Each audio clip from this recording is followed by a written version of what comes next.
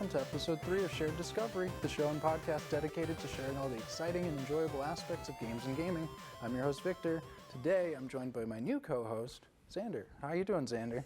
I'm doing good. How are you? I'm doing fantastic. We have a really awesome show planned for you guys. So the first 2 episodes, we talked about why we think it's worth playing games, how to get into games, and today we're going to talk about types of gamers, right? Yeah. What type of gamer are you? We're going to give some people some terminology. And, this is, from what I looked at this, I see it's more towards, video games rather than board games. Absolutely. So a lot of the research that we have today is going to come from people that were studying video games specifically, but it also has been applied to people that are playing physical games. Yeah. Right. But before we dive into that, I think it's important for you to tell the audience who you are. How did you get into games? What kind of games do you like? Yeah, so I've been playing video games, board games, stuff like that for my entire life. I started playing video games on the Wii, as most people my age did, playing Wii Sports and Mario Kart.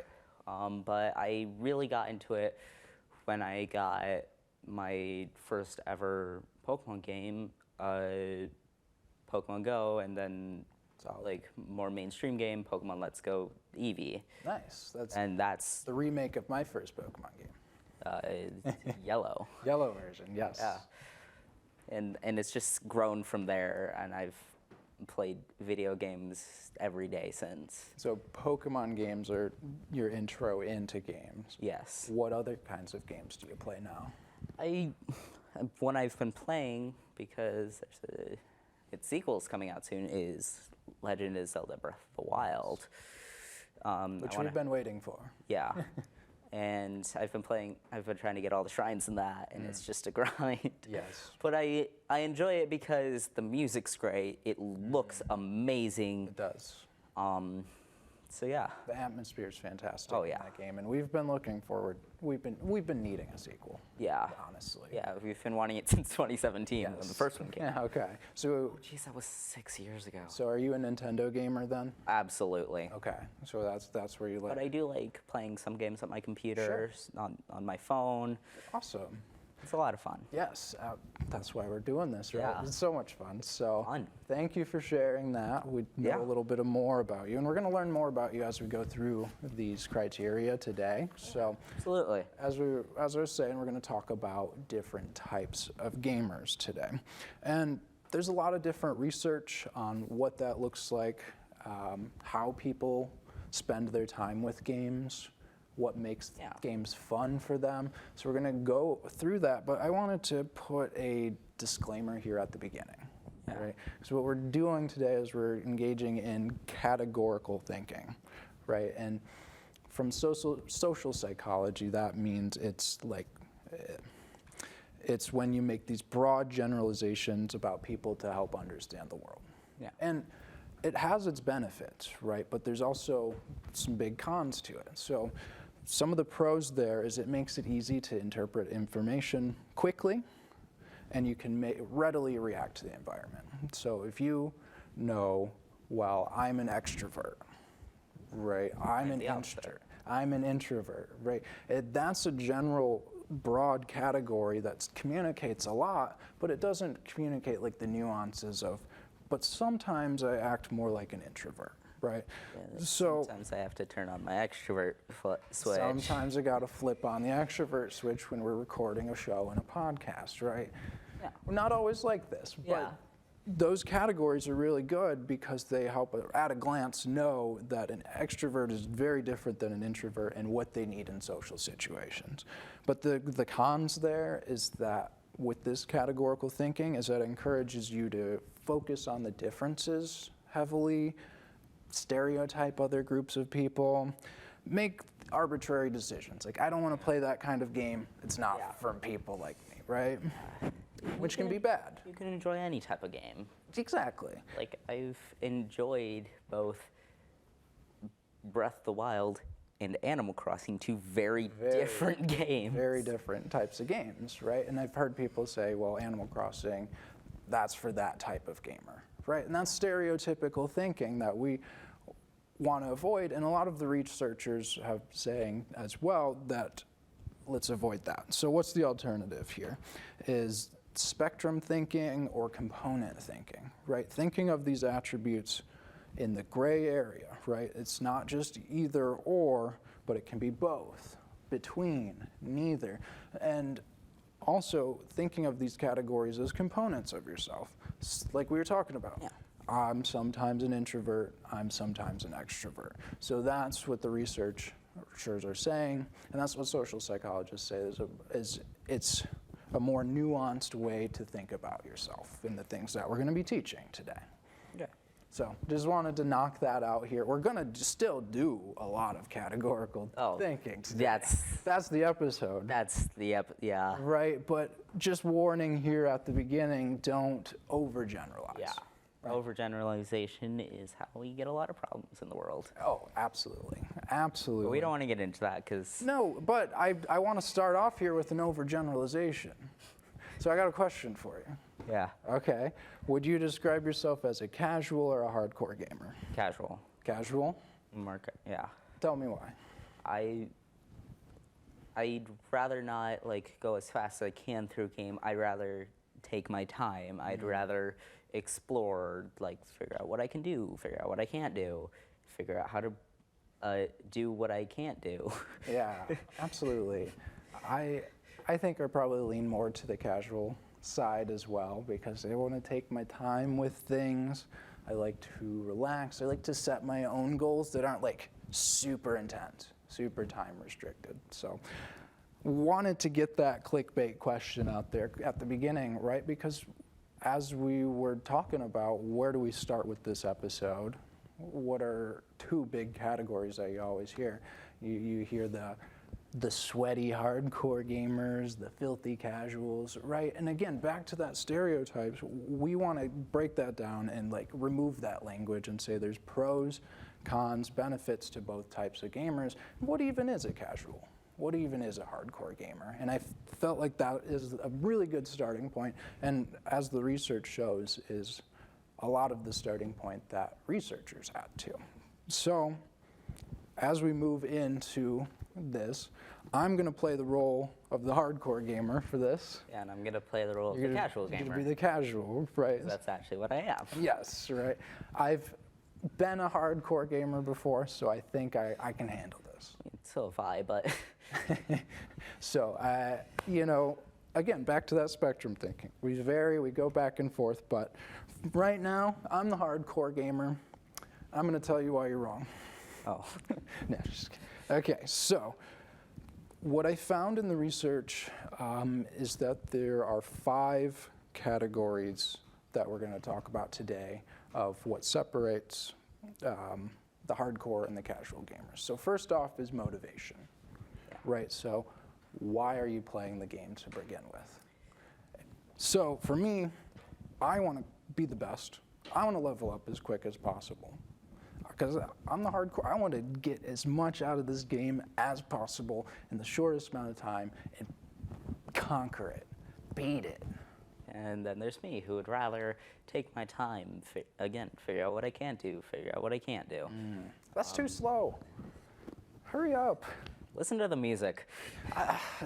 Yeah, I guess it's there to listen to. Pros and cons to both, right? So the next thing is the frequency. How often are we playing games? And what was so funny in this article I saw was they described hardcore gamers as playing games whenever they can, a clock. That makes sense. Anytime. Anytime I'm breathing, anytime there's free time, anytime there's homework or responsibilities to ignore, I'm going to be playing games. Yeah, that's just ADHD, but... Oh, okay. That's definitely a part of it, right? But other than that, yeah, and then, again, there's me who would rather do it when I can. If I have responsibilities to do, I'm not going to not do them. I'm gonna do them and then play games. That's boring. Come on. Yeah, well... The responsibilities can wait. So, The next category is mastery, right? Learning the ins and outs of the games. And I'm realizing I overlapped that a little bit with motivation, but they link a little bit. So for me, like I said, the ins and the outs, or I think a good way to think about this is min-maxing. Right, you hear about this for the top end players. How do I get that little bit of extra boost? How do I get those 0.5 percentage points better, a little bit faster? Speedrunners, right? Yeah. Speedrunners are always trying to push just seconds faster. Yeah. How about you? I'd rather do the opposite of that. Okay. I'd rather like not figure out how to do it exactly, Sure. get through as fast as physically possible. Good enough. Yeah. You want to get through good I enough. want to get through, but I don't want to steamroll through. I see. Take it back to the frequency, taking your time with it, getting the skill you need, but having fun with it in your way. Yeah, you're not having fun. I am having so much fun. Don't you see? I would not have fun if I did it that way. And then multiplayer, right? So what does it look like in a multiplayer setting to be a hardcore gamer versus the casuals? For me, I want to work with players to be the best. I want to be a part of a guild, have guild responsibilities, be there every Tuesday to raid, work with my clans, my squads, to be on World of Warcraft, you'll often hear when new content comes out, server first, world first, right? So for me, I want to be with my guild, I want to go through the dungeons faster than anyone else on the server because we're the best. Okay. And then I'd rather just pop in whenever I'm needed. Just make some friends and hang out. Yeah. Very cool. Yeah, make friends. Making friends is important. It is, to get better. So this last criteria I think I've been exemplifying pretty well is competitiveness. And what have I been saying? The best. I want to be the best. I take pride in proving myself against the opponent. I know that you're probably good, but I'm better. Yeah, I'm not competitive at all. So another example of this, I've played World of Warcraft a lot, so an example of this are the PvPers, right? People that are doing the player versus player content, and that specifically is in arenas, so 2v2, 3v3, and 5v5 arenas, right? And they have leaderboards and rankings that you can push through every time there's new content, and it keeps resetting. That's the dream for me. Let's do it. Just with Magic. Same thing with Magic, right? You have the casual players who want to just play, have a good time, see what happens, and then you have the hardcore players called maybe the competitive players, right? Who want to make their decisions based on what's best, based on what's going to win them the game. How about you, casual? No. No? I'm not competitive. Okay. At all. I'd rather just play the game. The competitive people can be competitive. I'm just gonna sit here. Just going to sit here. Just gonna sit here. Man, where's the adrenaline? You get the thrills in a different way. Yeah. And so all of this was to exemplify, kind of in a cartoony way, that these two extremes are very different, but there's pros and cons to both, but they also don't identify everyone. No. It doesn't represent all gamers. I've played games both ways. Yes. Again, back to the spectrum thinking, you can fluctuate and you can change over time. But what I was finding in the research is that two categories are never enough, right? Binaries are never enough. So the researchers I was seeing made another category called core gamers. And what core gamers are, I hadn't heard this one before, right? Because people like the extreme terms. But these are in the middle, right? These are gamers that play as much as possible without it being the most important thing in their lives. Yeah. Right? They're fairly serious about some games, less serious about others, right? And what we found is that the core gamers often used to be hardcore gamers. Yeah, the competitive, the time sink players, right? But got to tone it down because of life. They have responsibilities now. Yeah, you get a job. You can't play COD 35 hours a day. Well, yeah, you can if you're hardcore, if you try hard enough. But you Try hard enough. try hard enough. So that's what the Ends core fabric gamer. of reality by drinking 7 5-hour energies. Whoa, dang, that is a hardcore gamer. Changing reality there. Do you think physicists are hardcore gamers? Maybe? Maybe. Okay. Big Bang Theory. Oh, maybe. Yeah, you're right. They are. I think they might be on that show. So I'm going to ask you again. Now that we've gone through, saw what hardcore gamers are, casual gamers are, core gamers are, what kind of gamer do you think you are? I feel like I'm right in the middle between casual and core. Okay. So like, I play casually most of the time, but sometimes I play more competitively. Okay. So sometimes, like we were saying with the core gamer, there is a game that just grabs you, Yeah. that you latch onto. So you think you fluctuate more between the casual and core game. Yeah. Okay, that's awesome. For me, I absolutely used to be a hardcore gamer. So now I read this core gamer thing. Like, that's me. That's it, right? So Yeah, I just found out about this like earlier today. yeah, for like Call of Duty, right? Call of Duty Modern Warfare 2 was the one that I sank so much time in. I was playing 12 hours a day, pushing super hard, trying to get, like, the crowning achievement was like get a nuke, get 25 kills in a row without dying. I've done that on Sweet. COD Mobile. There you go, right? I'm And working on getting a golden gun, but it's so hard. it's hard. You're not hardcore enough.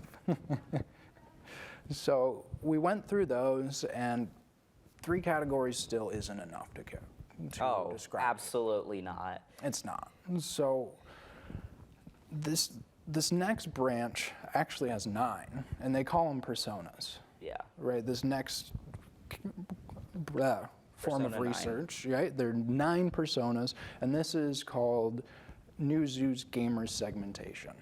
Right, and this was super interesting to me because this company specifically focuses on game research.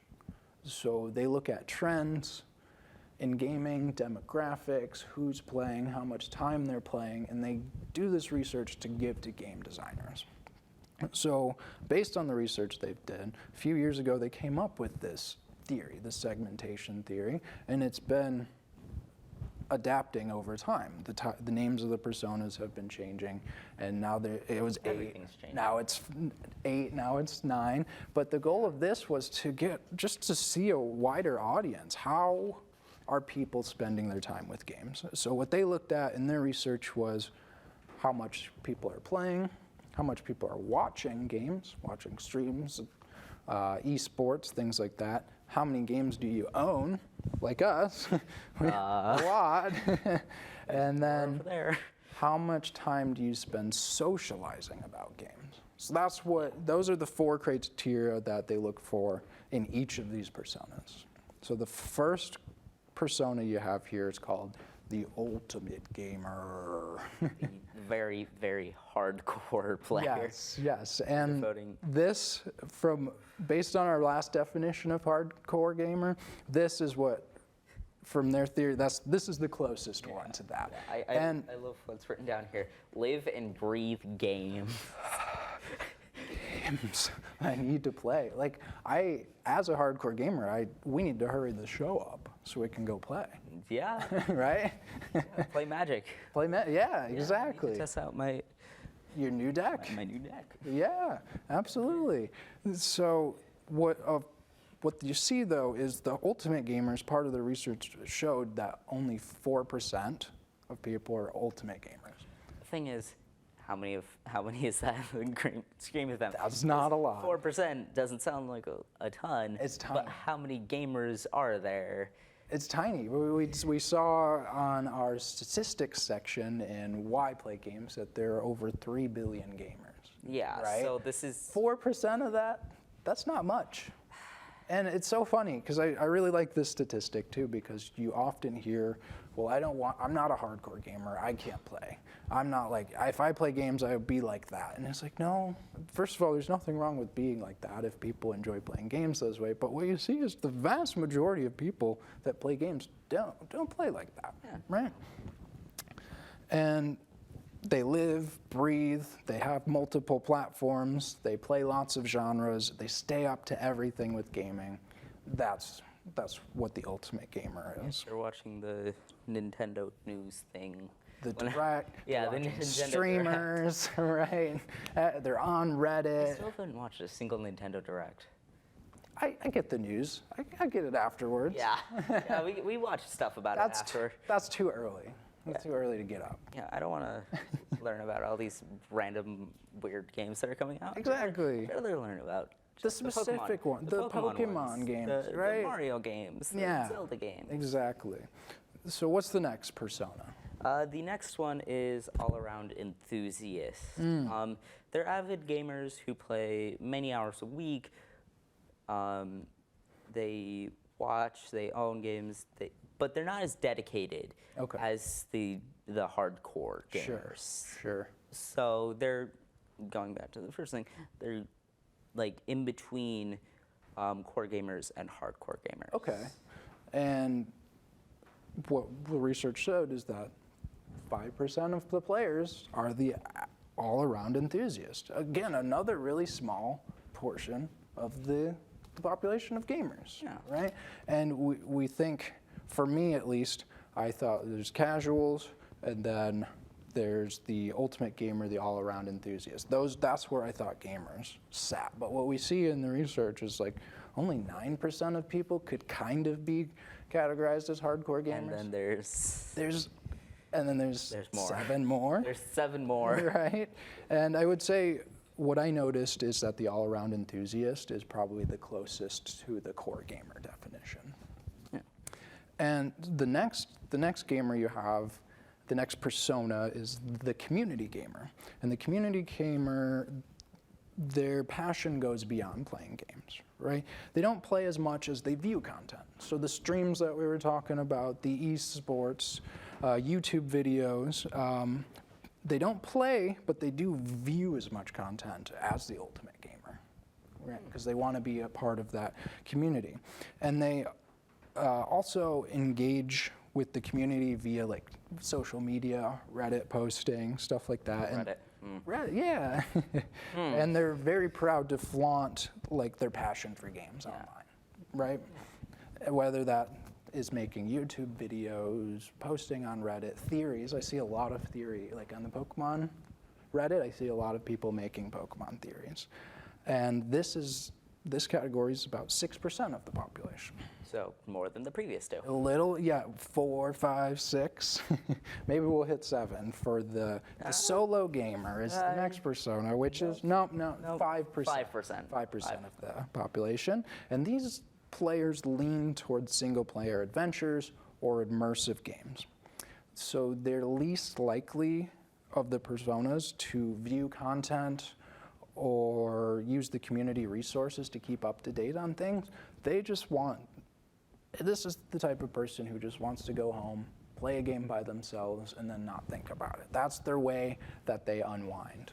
This is the closest one that's just introvert. Yeah, this is The introvert. The solo gamer, introvert. So what's the next category? Next persona? Yeah, the next one is the mainstream gamer. This one's actually 23%. That's about where I would think it would be, which is right? a big jump from the previous ones. And before getting into the research, I thought this would be the biggest one. Spoiler, it's not. It's not. But it's about where I thought it would be, right? Yeah. That's how I expect. This is probably the closest to the casual gamer. Yeah. They're passionate. I can't English. They're passionate about playing games, but don't spend much, if any, money on the game. And they're often mobile gamers. Yeah. Phone. The mobile, like the free-to-play games, Yeah, that's free to what they're play. like. Free to And play. I saw too when I was reading through this, maybe they'll have a computer and they'll play the free-to-play games online as well, because there's a lot of free-to-play MMOs or games. Like if you just go on Steam, there's a whole free-to-play section. Or you're like me, who has a crappy computer, who can only play Flash games. smaller, Flash games. smaller free-to-play games. Yes. So like, I actually grew up with a crappy computer, so I gravitated towards the indie games because they were less intensive on your computer.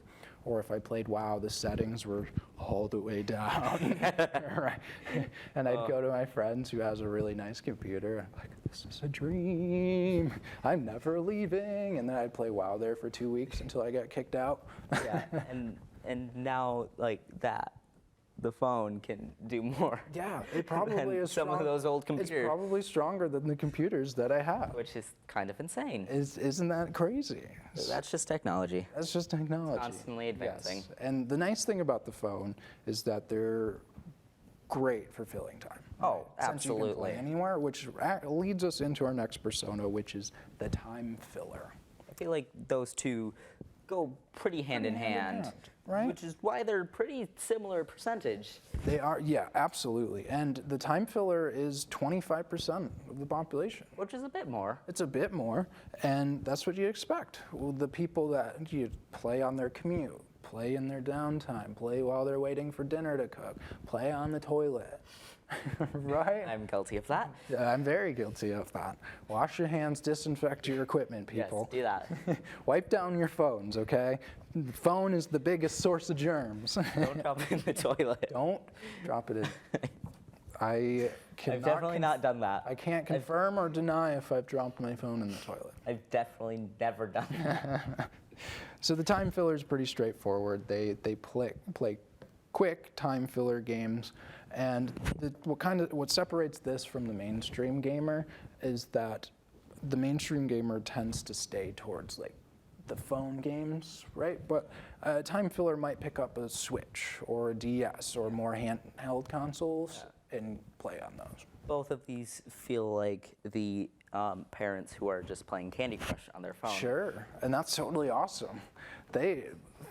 Mobile gamers like that make up a huge population. Oh, absolutely. Of gamers, right? So what's the next category? The next one is... I keep saying category, personas. Yeah, the next persona. Yes. Is the popcorn gamer. It sounds odd. It's not. Do they play movie games? What's this about? They might. They might not devote as much time playing games, but watch a lot of content live streams, esports about games. Okay, so they're like, I love games, but I really don't want to play them as much. Oh, yeah.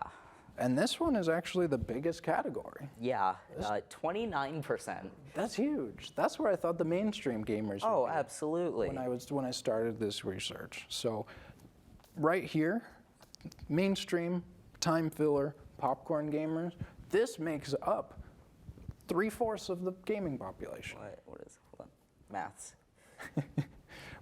About 75%. Around About there. that. We could pull out the geometric calculator or just the calculator. I'll let you work on it. 76, 76. Oh, okay. I think. Wait. Now let's just go with that for now. Let's move past it. Or maybe 77. I think it's 77%. Yeah, 77. Okay. So we see that. So the next categories are going to be smaller, right? Oh, Because we just used up most of our sample size, right?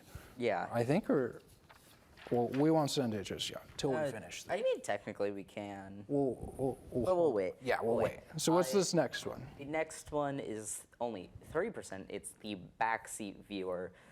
They do not play games almost at all, but watch a lot of content about it. Okay. So it's taking the popcorn gamer to the extreme, basically. Sure. So the popcorn gamer does play a little bit, but the backseat gamer just is like, nah, I just want to watch. Yeah. Cool. They enjoy like the spectacle. Yeah. Like watching the pros be really good. Oh, at yeah. stuff. Wolfie VGC playing in the Pokemon Exactly. Championship. So, or like someone who just watches speedrunners, watches the streams of like the really good players. Oh, yeah. Yeah. And so the last criteria, the last persona that we have for this segmentation theory is the lapsed gamer. Yes, and it's 10%. And if you've been paying attention to the numbers, all of these add up to 110%. Yes. Would you explain that real quick? Yeah. So as I went a few years back with these personas, with these research, and this lapsed gamer is the newest of the personas. So what you see is they actually have a caveat that this is 10% of the total urban online population. So this is a much more specific population, and I think they're going to roll it out into later updates to this, right? So if you take out the lapsed gamer, we didn't talk about what it was. Oh yeah, we should probably talk about what is the lapsed gamer. Okay, so the lapsed gamer, these are non-game enthusiasts. Well, while they likely played games in the past, they don't play anymore, and they rarely watch video content, right? And so I think they added this on here because there's a lot of people who used to be gamers, Yeah. right, that might come back. Have nostalgic memories Nostalgic memories, of playing on yeah. one of these. Yes. So what they put in the research is that about 20% of the people of this population that was surveyed said that they planned on coming back to games in the next 6 months. So if you look at all the 8 other personas, the ultimate gamer, the all-around enthusiast, the community gamer, the Solo gamer, the mainstream gamer, the time filler, the popcorn gamer, the backseat viewer, those add up to 100% of the research. So it makes sense that this one was tacked on here to do some preliminary research before they add it in. So all of these percentages will likely change as they add in the lapsed gamer. Yeah. And so I'm really glad that they added this category of the lapsed gamer. Of like, there's a lot of people that played in the past that, for whatever reason, family, time, work, can't play anymore. But a lot of them, a pretty decent amount of them said, I would absolutely try again. I do plan on playing again. So back to our first episode, why we think it's worth playing. Maybe those are some people that you can get convinced to play with you. Yeah, nostalgia is a powerful weapon. Absolutely. For this. Yes. My cousin, her husband, he played Magic, he played Nintendo, played D&D growing up, but he's like, I don't play games. Yeah, yeah, right? He's like, I don't really play games anymore, right? But we talked to him about what we like, we played some introductory games with him, and he's like, yeah, I'll give this a go. So we'll do this again. And so we were actually planning to do a D&D campaign with him, play some Dungeons and Dragons, get him back into the swing, right? Yeah. So I like this category because this is people that might come back. Yeah. People that we can pull to the gamer side. Giant magnet, like Looney Tunes magnet. Come here, come play some games with the. Okay, so 9 personas. Xander, which one are you? Let me count here. Okay. 1. Pick. Okay. 2. Which one do you gravitate towards most, and then give me a few. I feel like I'm closer to the all-around enthusiast than any of these, but I also feel like the time filler. Sure. Like those are ones that I feel. Those are the ones you bounce between, you think? Okay. Because I watch a ton of content about games, but I also do it while playing games. Yeah, absolutely. Like sometimes I might play a game and watch content about it sounds like game. Maybe you're on the popcorn gamer side. Maybe. Right? You play a little bit, but then you really like being part of enjoying and watching it. I think for me, I'm probably on the all-around enthusiast there for that spectrum, because I can't be the ultimate gamer anymore. I wish I could. That sounds like an achievement. Ooh, the ultimate. Become gamer. a YouTuber, then you can. I'm already on. We're working on it. Oh yeah, we are. We're working on it. Okay. What do you think we're doing? Yeah. What do you think this is? Exactly. So I think also community gamer as well. I really like being, for the games that I play, being in the Reddit community, seeing the discussions that are happening, the advancements, and slightly bragging about your almost Oh, yeah. entirely shiny alpha team on the Oh. Pokemon Legends Arceus? Oh, absolutely. I've posted a lot of my shinies on the shiny Pokemon page on Reddit. Oh. They're almost, maybe it passed 200,000 people, but people just, it's just a page to brag Yeah. about your shinies. Yeah. Look at this different colored Look Pokemon at I this got. colored Pokemon. It's so cool. That's way rarer than normal ones. It's and super took me cool. hours to find, And or days. so all around enthusiast, community gamer, and I also really like the popcorn gamer as well, because I like to just see what the innovations are. Think about shiny hunting. If there's a way to shiny hunt, and for those of you that don't know what we're talking about, in Pokemon, every Pokemon from the second generation of games back in 2000 onward has a small chance to be a different color when it appears. We'll talk about We'll that talk more in about the that Pokemon more. episode. But I wanted to let you know here in case you're like, what are they talking about? Shiny? So what people will do is they'll spend time looking for those Pokemon over and over Lots. and over. And lots of time. Until they find that specific color and they'll show it off. Yeah. And what's super cool is any time there's a possibility to be a shiny, someone will hunt it. No matter how long it takes, someone will hunt it. So I love to keep up on what crazy hunts people are doing. Oh, the Jirachi egg. Oh yes, like you can. We won't get it. Yeah, we'll spiral. We'll that's save next- that. that's Save the next that. episode. Save that for the Pokemon episode, right? This is a Pokemon episode. And so the last question I have here before we move on to our last theory here is what stood out to you the most that you didn't know before we looked at these personas? The fact that mainstream gamer isn't the biggest. Yeah, that really stood out to me too. Yeah. Definitely. And it's so interesting.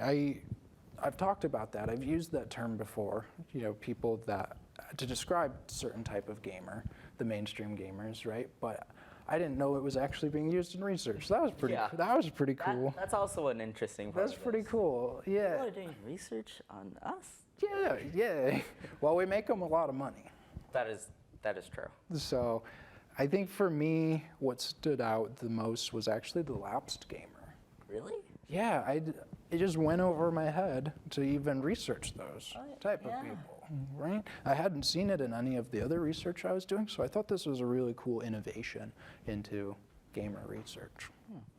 So you want to move on to the last one here? Sure. Okay, this one's really cool. This is, Are you gonna? oh yeah, we can send it. Nice. You beat me. You beat me. Did I?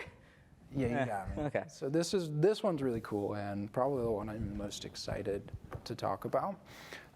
So this is called the Bartle taxonomy of player types. And this What does that mean?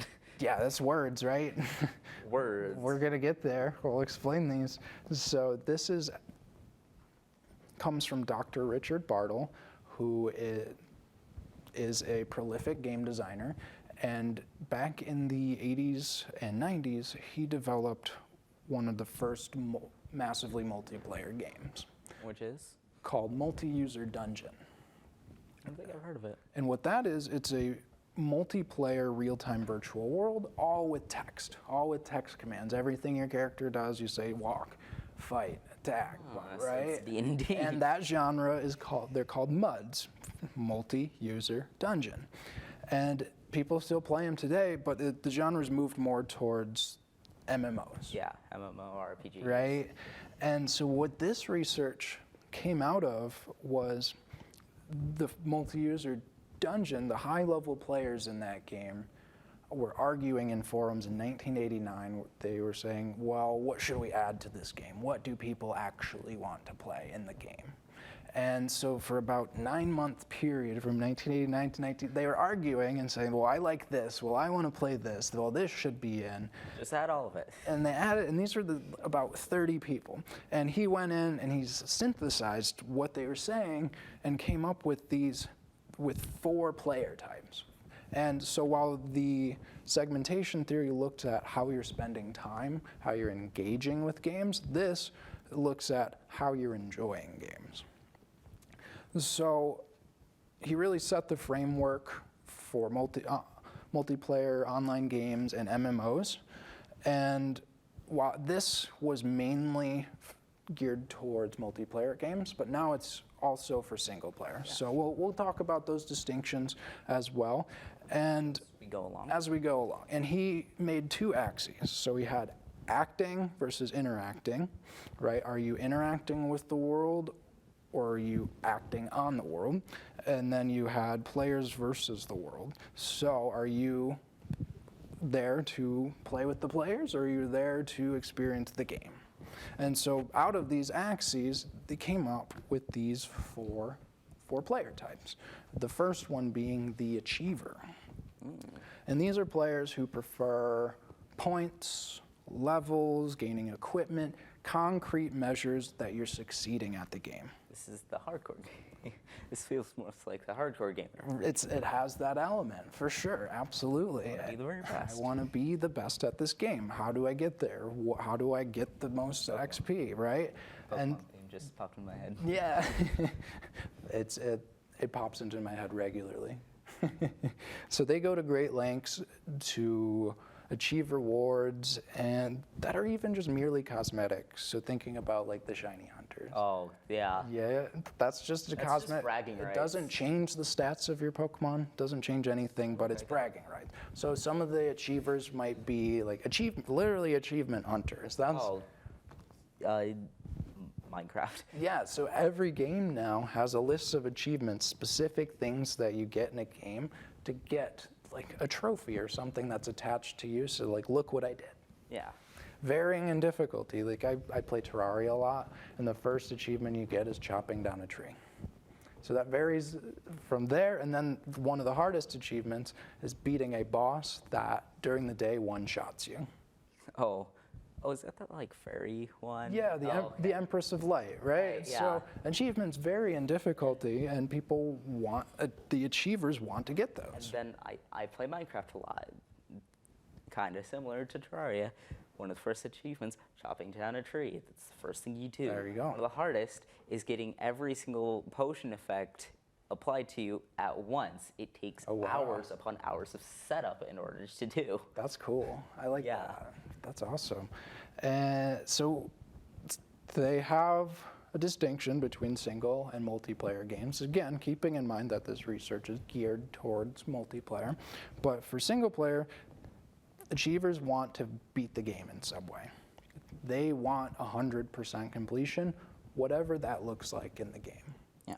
And different achievers might have different definitions of what that looks like, right? But they want to beat the game somehow. Yeah. Going back to what I was talking about earlier, Breath of the Wild, there is a collectible that there are 999 of them scattered throughout the world. And what you get at the end is just this stupid little thing. I don't know why. It's not even worth it. But for achievers, that is worth it. Yeah. Because they completed it and they can say, look at what I did. Yeah. Right? And it reminds me of, what's the Golden Go? Is that Golden Go? Oh, yeah. Yeah. Oh, Golden Go. In the newest Pokemon game, Pokemon Scarlet and Pokemon Violet, there's a Pokemon that in order to evolve it from its pre-evolution to its evolution, you need to go around and gather 999 Gimme Gold coins. Yeah. I mean, this one, it actually makes sense because the Pokemon's actually really good. It's super good. It makes it worth it, right? But the point there is like you have to collect 1,000 of a thing to get a trophy. And thankfully the trophy's good because this Pokemon's super strong. Oh, yeah. It actually kind of looks like a trophy. It kind of does. That's a good point. That's a good connection we got there. Wait a minute. Oh, wow, good job, Game Freak. Yeah. And so for multiplayer games, they want to show off their accolades. To other gamers in the world, they look for praise from socializers, which is another player type that we'll talk about in a little bit. And they often either value or despise competition with other achievers. Yeah. Sometimes they're like, cool, they're pushing me to get better and to meet my goals. Or they despise them because they're getting in the way of them meeting their goals. Yeah. So that's achievers. These are pretty straightforward. You want to complete the goals set for you in the game or that you set for yourself. So what is the next player type that Dr. Partle lists? The next one is what I am at this point, the explorer. Okay. They tend to dig around, try to find everything they can, but not as much as the achievers. They don't want to show off. They just want to do it because it's fun. Yeah, and the explorers, something that I think of is like they want like games with kind of like this element of mystery, like uncovering what the game has to have, immersing themselves in the world. I think of Shadow of the Colossus as one of the games. Dark Souls, yeah. One of the examples we were talking about in the pre-show was Dark Souls, where you might think of Dark Souls specifically for the achievers, which it does have a lot of that, right? And getting good enough to beat the game. And how painful it is. How painful it can be to beat the game.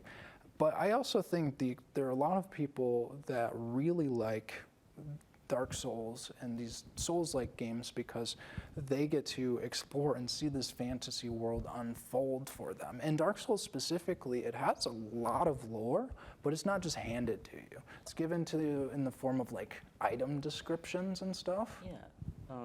The same can be said with a game like Genshin Impact, one I've been playing a ton of recently.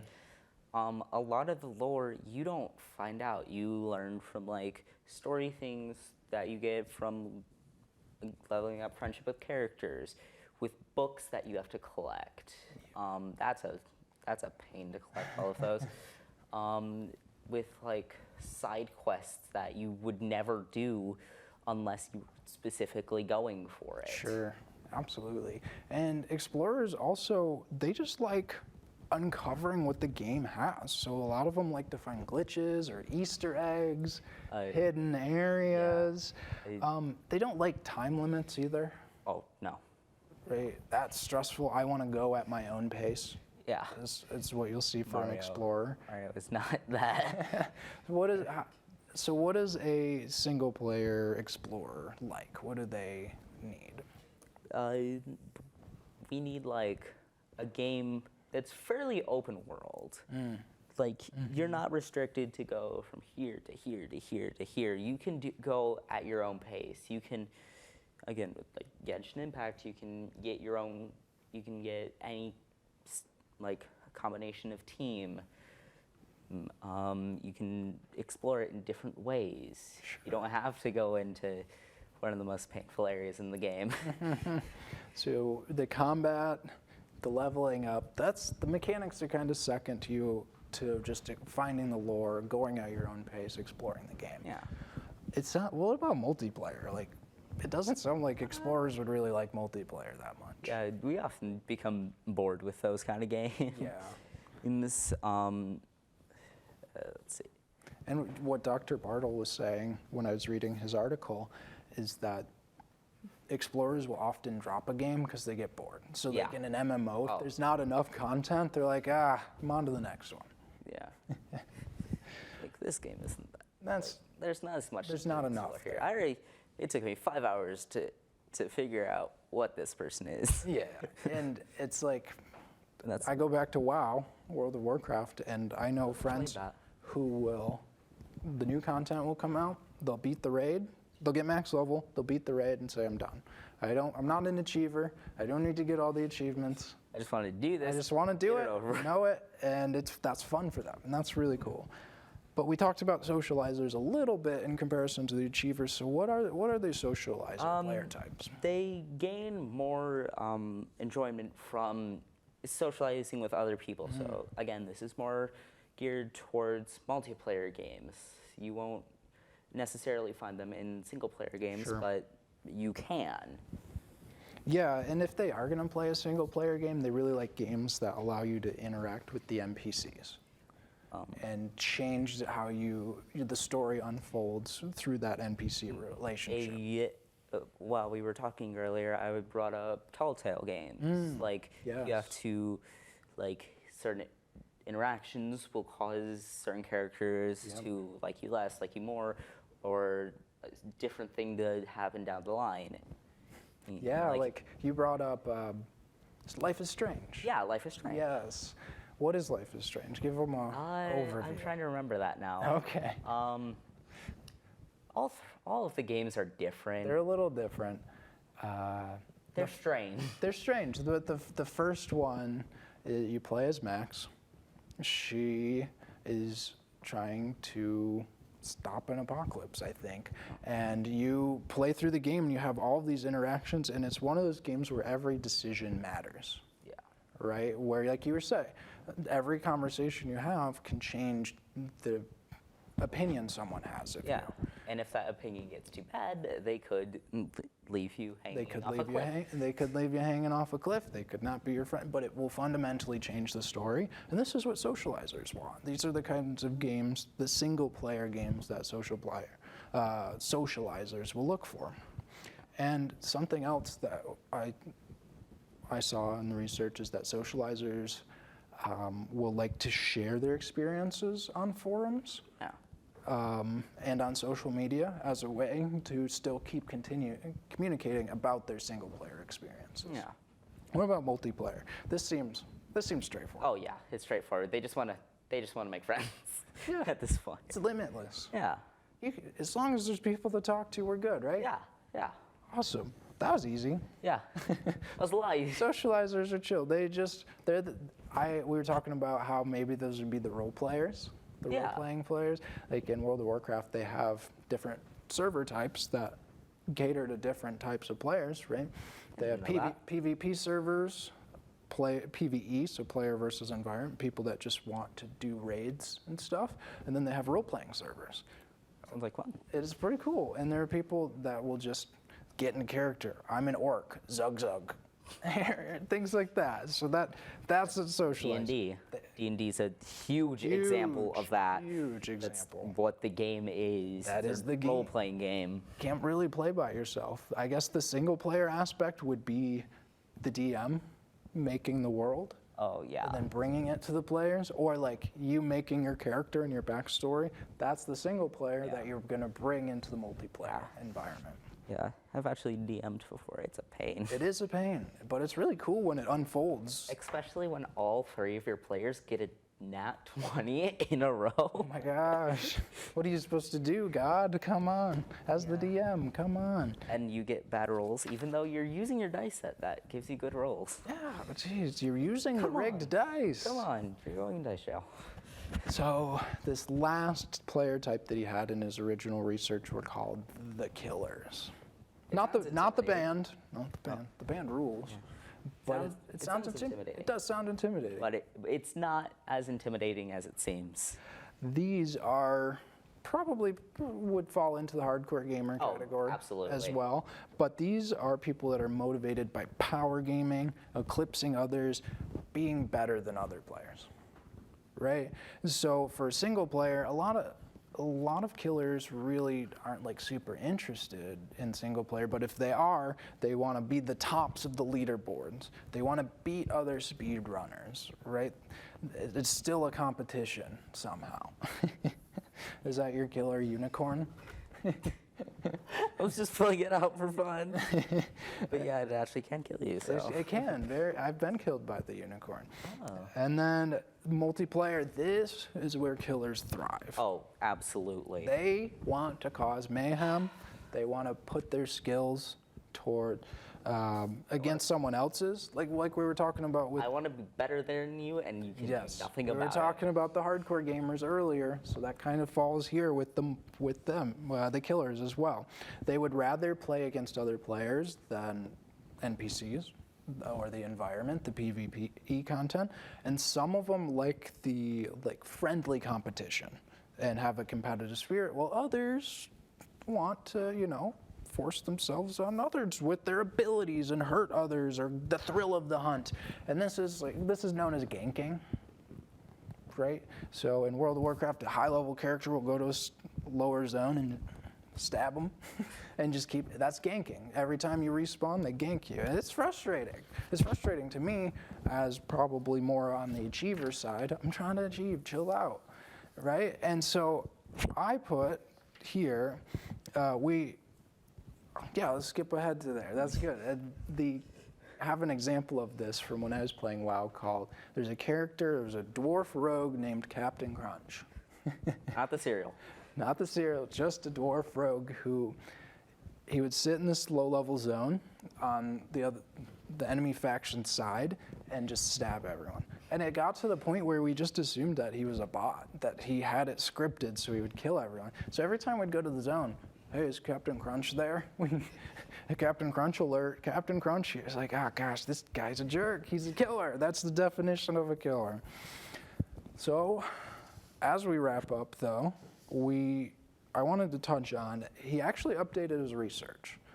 He added another axis to his categories, which split this down into 8 player types. The Z-axis. The Z-axis, We got right? the X, Y, and now we have the Z-axis, and the Z-axis is implicit versus explicit motivation. So what this does is it makes the 4 player types break down into 2 specific categories here. So if we look at the achievers, if you look at their explicit motivations, they want to set a goal and aim to achieve it. Like they pick the goal and they're like, cool, let's do this. And those are the planners.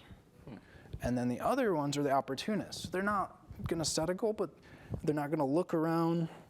They're just going to look for things to do, and the goal will come over time. Yeah.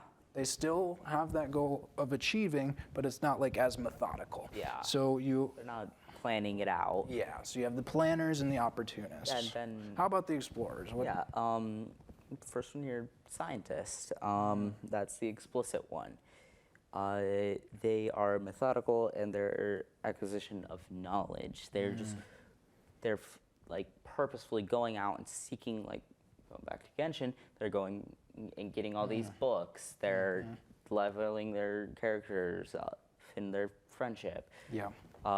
They're reading item descriptions. I think about this as like, game comes out, they test every single crevice to see where the glitches are. Oh. Boom, boom, boom, boom, boom. And then the other one, which is more like that, is the hacker. Okay.